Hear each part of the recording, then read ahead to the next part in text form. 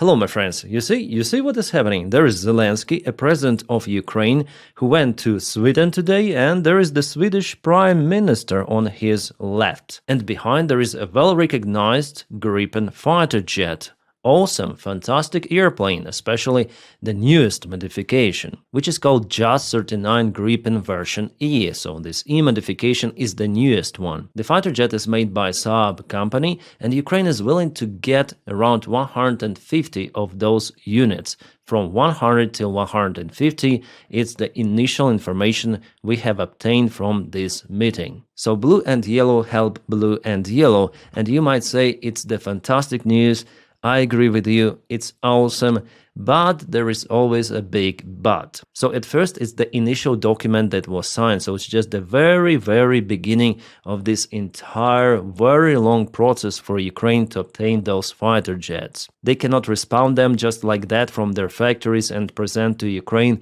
It is physically not possible. Yeah, by the way, we have those pictures tweeted by the Sweden embassy in Ukraine, kind of the funny meme pictures. Everything is awesome around those news, except that Ukraine will have to wait years and years even for the first delay of the first airplane. While Zelensky was more optimistic about Gripens, he stated that maybe Ukraine might obtain those the next year, but again it is not possible, and the Swedish Prime Minister confirmed that. He stated that Ukraine might obtain the first aircraft from this contract not earlier than in 3 years. 3 freaking years. And you know, I tend to trust the Swedish Prime Minister because he knows his own country production capabilities. So it's absolutely not the immediate support of Ukrainian military, Ukrainian aviation. Yes, Ukraine needs fighter jets as well as lots of the other systems. And who knows what it could be in 3 years then Ukraine start to obtain those airplanes.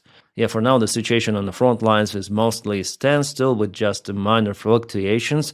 Yeah, Russia has initiative mostly, but they do not move that fast as they used to. So there could be still the military confrontation in Ukraine, Russia-Ukrainian war, and I expect it to continue. That's why, yeah, after all, this contract is good for Ukraine. But again, just for you to understand, it is not decisive for Ukraine right now and even in a middle range perspective. Gripen is very effective. So it's in Swedish Air Force, Brazilian Air Force, South Africa and Hungary. You see that number built is 300 of the airplanes. Quite a lot, but they want to produce way more, and the Ukrainian contract will be the biggest one, potentially. The good thing about this aircraft that it is more modern compared to F-16. Well, Ukraine actually has some of the advanced modifications of F-16, some of them, not all. But Gripen's Eco modification is after all better, more modern. It's very versatile, multi-purpose jet, but the price of it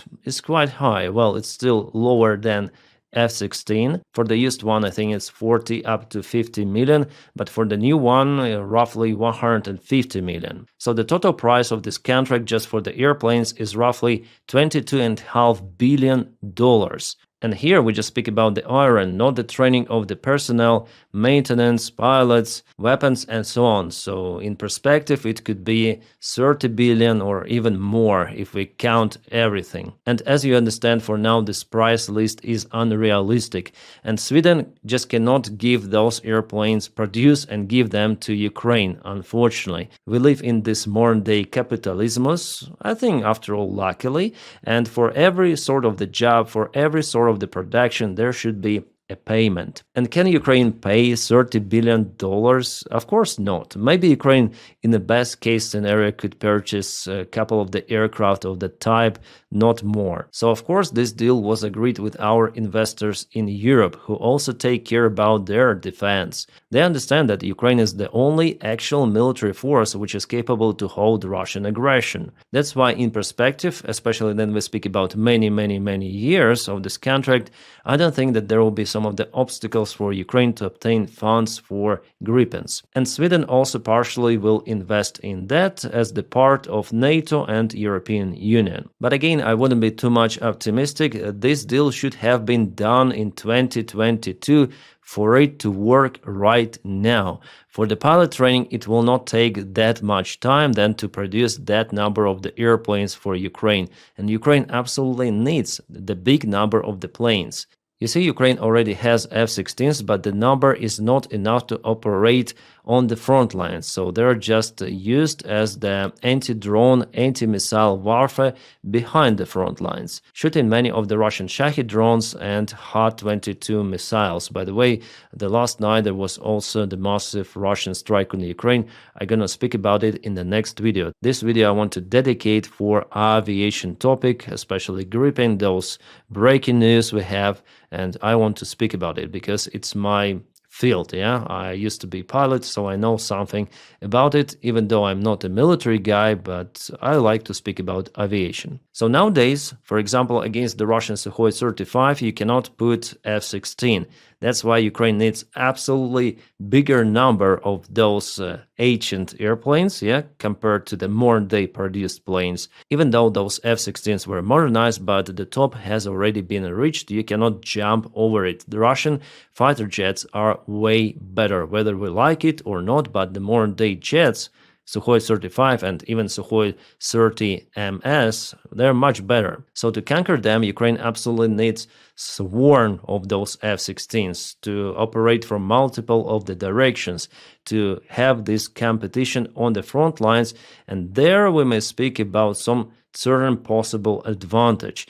But against the Russian army that has lots of those airplanes, Ukraine also needs hundreds of F-16s, for example. So the only immediate solution for Ukraine to try to reach this air superiority on the front lines is to obtain a bunch of F-16s. Who has those? The United States of America. And does Donald Trump want to give those to Ukraine? Absolutely not. There is no talks about it.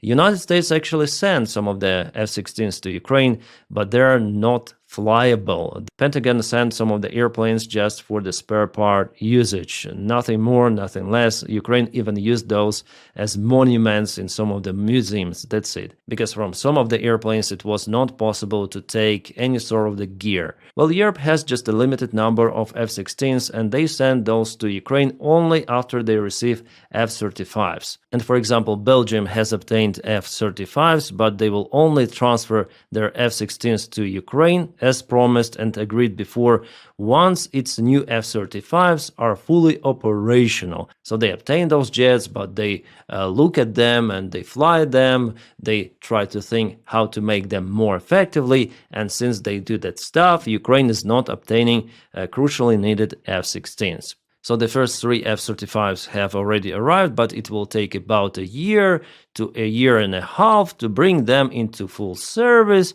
and only after that, yeah, it's very, very slow.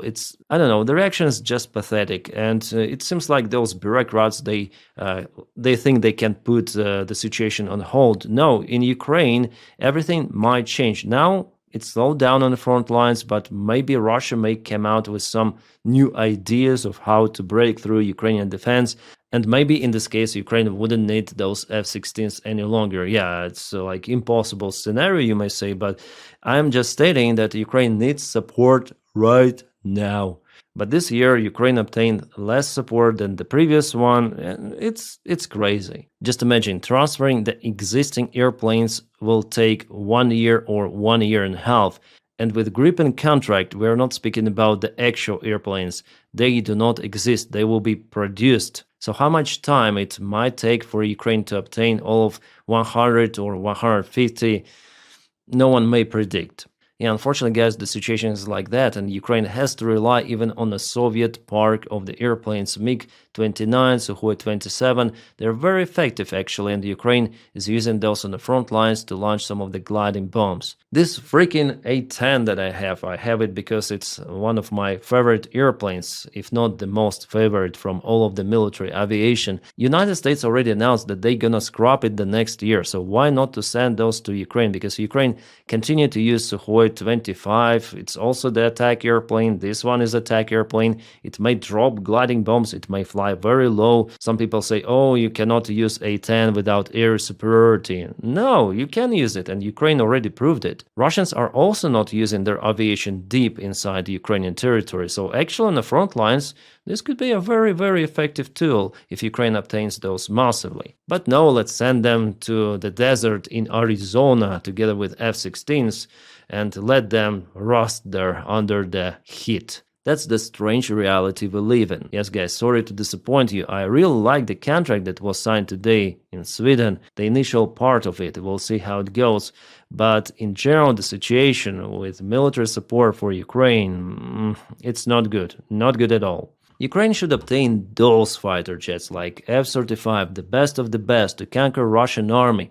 Seems like democracies still do not understand what is happening out there in Ukraine. It's not a regional war. It is a war between autocracies and democracies. Well, with Donald Trump, it is understandable. He will never supply those fighter jets to Ukraine, not even F-16s. But there are lots of the other options for different airplane types. Yeah, this is the very, very beautiful airplane. And one more factor that with Gripen Ukraine will obtain one more separate aircraft type that requires different infrastructure for maintenance, for training, for everything.